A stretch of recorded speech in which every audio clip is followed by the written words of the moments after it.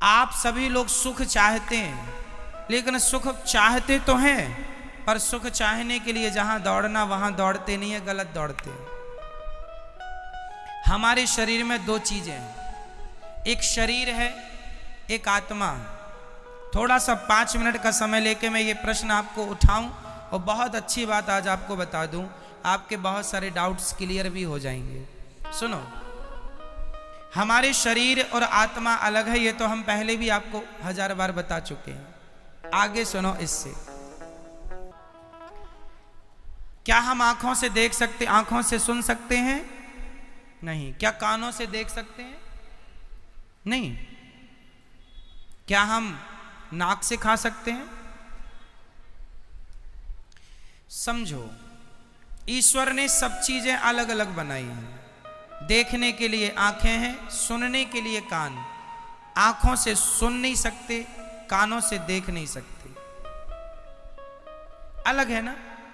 उसी प्रकार शरीर का सुख है संसार। शरीर का सुख क्या है? संसार क्या है? शरीर का सुख। गाड़ी, बंगला, पत्नी, पुत्र, परिवार, ये कहां का सुख है? शरीर का। अब रही आत्मा की बात, तो आत्मा का सुख किससे है?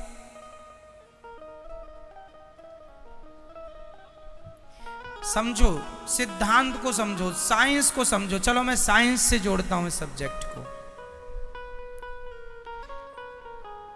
आप किसी भी वस्तु को ऊपर से छोड़ दीजिए, वो पृथ्वी पर जाके गिरेगा। साइंस कहता है गुरुत्वाकर्षण पृथ्वी में है। ये तो सत्य है कि गुरुत्वाकर्षण है, पर इसके अतिरिक्त एक सत्य और है, क्योंकि वो पृथ्वी का ही हिस्सा है। इसलिए अंश अपने अंशी की ओर भागता है। अंश हमेशा किसकी ओर भागेगा? अंशी की ओर।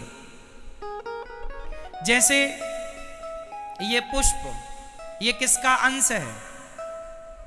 ये पृथ्वी का अंश है, क्योंकि पृथ्वी से पेड़ बना, पेड़ पर ये पुष्प खिला। तो कुल मिला के, और ये आप रख दो, आप 2-4 दिन, 1 हफ्ता, महीने भर रख दो, ये अपने आप माटी हो जाएगा। कुछ ना करो, माटी हो जाएगा ये अपने आप। हाँ या ना? तो ये किसका अंश हुआ? मिट्टी का। अंशी कौन हुई? अंशी हुई पृथ्वी, और अंश हुआ ये। तो ये पृथ्वी का अंश है, इसलिए ये छोड़ने पर नीचे जाएगा, क्योंकि ये अंशी की तरफ जा रहा है। अब दूसरा, आग। आग हमेशा नीचे नहीं जाती। आग की ज्वाला, आग की लौ, आग की ज्योति ऊपर जाती है। क्यों? क्योंकि वो सूरज का अंश है, क्योंकि सूरज में आग है। तो हर अंश अपने अंशी की तरफ भागता है। हर अंश कहां भागता है? अपने अंशी की तरफ। आग किसका अंश है? सूर्य का। तो सूर्य की तरफ भागती है ना आग की ज्वाला हमेशा ऊपर। तीसरा, इस धरती की नदियां हमेशा किसकी तरफ भागती हैं? समुद्र की तरफ। क्यों? क्योंकि वो समुद्र का अंश है। क्योंकि पानी जो बरसता है, समुद्र का ही तो वाष्पीकरण होता है पानी, और फिर वही बरसता है। तो वो एक्चुअली इनडायरेक्ट वो समुद्र का ही पानी है, बरसता है, नदियों में आया, फिर वो अपने अंश की तरफ भागा, अपने अंशी की तरफ। समझो, जैसे पृथ्वी का कोई भी हिस्सा वो पृथ्वी की तरफ भागता है, कोई भी पुष्प, कोई भी पत्थर, कोई भी मिट्टी का ढेला, क्योंकि वो पृथ्वी का अंश है, इसलिए पृथ्वी की तरफ। आग सूर्य का अंश है, इसलिए सूर्य की तरफ। नदी समुद्र का अंश है, इसलिए समुद्र की तरफ। और हमारी आत्मा ईश्वर का अंश है। ईश्वर अंश जीव अविनाशी। इसलिए जब ये ईश्वर की तरफ भागेगी तब ही इसे सुख मिलेगा, अन्यथा इसे कभी सुख मिल नहीं सकता। आप लोग रसगुल्ला खाते हैं, तो आप कहते हैं आनंद आ गया। अरे रसगुल्ला से शरीर को आनंद आ सकता है, इंद्रियों को आनंद आ सकता है, आत्मा का तो रसगुल्ला से कोई लेना देना नहीं। क्यों? आत्मा किसका अंश है? ईश्वर अंश। ये ईश्वर का अंश है। इसलिए यदि आत्मा को सुख देना है, आज लोग दुखी, सब कुछ है आपके पास, फिर भी आप अशांत हैं, फिर भी आप परेशान हैं, उदास हैं। क्यों? क्योंकि आप संसार में सुख ढूंढ रहे हैं। अब मिलेगा, अब मिलेगा। पागल हो, है ही नहीं, मिलेगा कहां से? जैसे आंख कभी सुन नहीं सकती, कान कभी देख नहीं सकता, उसी प्रकार आत्मा कभी रसगुल्ला खा नहीं सकती, आत्मा कभी पानी पी नहीं सकती, आत्मा को पैसों में सुख नहीं मिल सकता, संसार के भोगों में सुख नहीं मिल सकता। आत्मा का सुख तो परमात्मा में है। जितने जल्दी ईश्वर की तरफ बढ़ो लोगे, जितने जल्दी उसका ध्यान कर लोगे, उतने जल्दी सुखी हो जाओगे। सुखी होना चाहते हो तो भगवान की तरफ बढ़ो। और आप लोग शरीर को ही सुख देने में लगे हैं।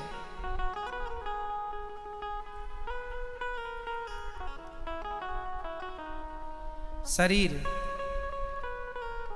इसलिए शरीर जो है ये संसार की तरफ ले जाता है आपको। क्यों ले जाता है? क्योंकि शरीर संसार से बना है। संसार में 5 चीजें हैं, पृथ्वी, जल, वायु, अग्नि, आकाश, और ये 5 चीजों से आपका शरीर बना है। तो आपका शरीर आपको संसार की तरफ ले जाता है, क्योंकि संसार से बना है।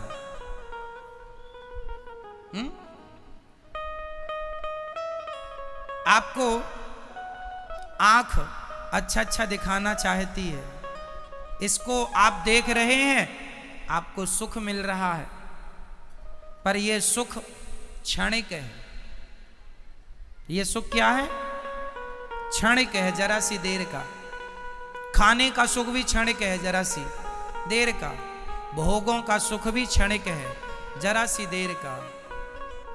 आप जरा सी देर के सुख के पीछे सारी जिंदगी लगाए हैं।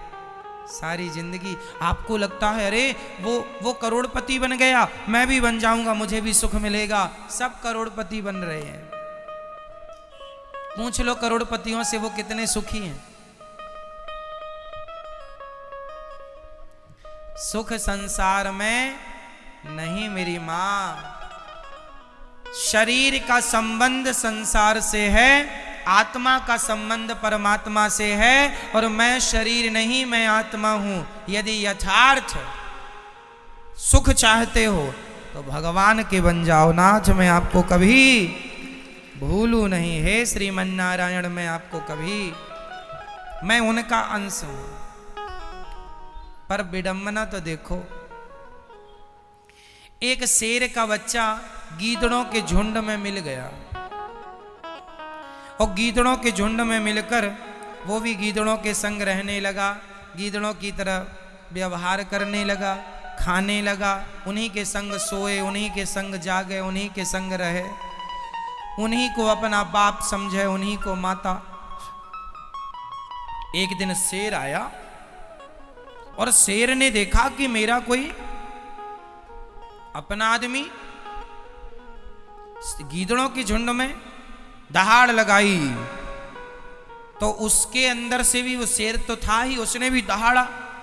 शेर ने बुलाया, यहां तू शेर का बच्चा है, गीदड़ों के झुंड में क्या कर रहा है? बोले नहीं नहीं, हम तो गीदड़ ही है, ये सब हमारे रिश्तेदार हैं। शेर ने कहा पागल, तू शेर का बच्चा है, कब से गीदड़ों के? बोले बचपन से। एक्चुअली हुआ क्या था, ये अपनी माँ से बिछड़ गया और गीदड़ों के झुंड में मिल गया, वहीं पला बढ़ा तो अपने आप को वो गीदड़ मान लिया। उसी प्रकार तुम सब शेर के बच्चे हो, परमात्मा रूपी शेर के, लेकिन गीदड़ों के झुंड में मिलने से आप अपने आप को गीदड़ समझ रहे हैं। मैं गीदड़ हूं, मैं रामबाई हूं। ये अपने आप को रामबाई समझे बैठी है। मैं गीताबाई हूं, मैं सीता हूं। मैं अनुराग हूं, मैं अभिनव हूं, मैं नारायण हूं। आपने अपने आप को कुछ भी समझ लिया। ना तो आप सीताबाई हो, ना गीता हो, ना अंजलि हो, ना राम हो, ना रघुनाथ हो, ना तो घनश्याम हो। तुम शुद्ध आत्मा हो जो ईश्वर का अंश है। बस ये तुम्हारा परिचय है। पर संसार में आए हो गीदड़ों के झुंड में होने से। हुआ, एक गीदड़ ने कहा हुआ, दूसरे हुआ हुआ। आज तक किसी ने नहीं पूछा क्या हुआ, क्या हुआ, नहीं बस हुआ हुआ हुआ हुआ। बाप दादे कह रहे थे हुआ, तो ये भी चिल्लाई पड़ा है हुआ हुआ हुआ। क्या हुआ कोई नहीं पूछ रहा है, सब हुआ हुआ हुआ। ये बड़ी विडंबना। इसलिए मेरी मां, ना तुम किसी की मां हो, ना तुम किसी के बाप हो,